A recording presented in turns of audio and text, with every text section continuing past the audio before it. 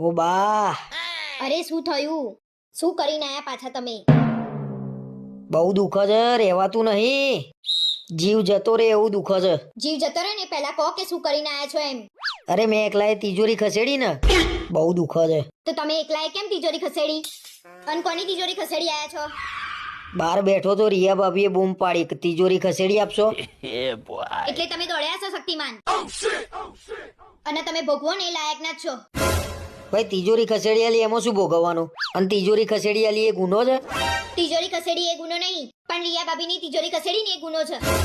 આટલું બધું દુઃખ છે અને તું મારી જોડે ઝઘડો કરું છું. અરે તો શું લેવા દોડ્યા તા બાહુબલી? જાવ રિયા ભાભીને બોલ્યા આવો કમર દબાવા. હા હા હા, જોરદાર મોકો મળ્યો. બહુ દુઃખ છે, રહેવાતું નહીં. ફોન કરી રિયા ભાભીને. જોયું, આટલું દુઃખ છે ને તોય આટલા દુઃખમાં આ માણસ મોકો ગોતે છે. અરે તે કીધું રિયા ભાભીને ફોન કરો, કમર દબાઈ આપશે એટલે મેં કીધું. પછી તું કહું છું મારી વાત નહીં માનતા.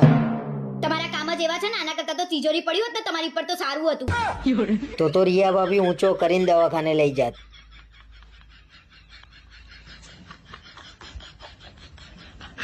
પણ રિયા ભાભી તો રિયા ભાભી.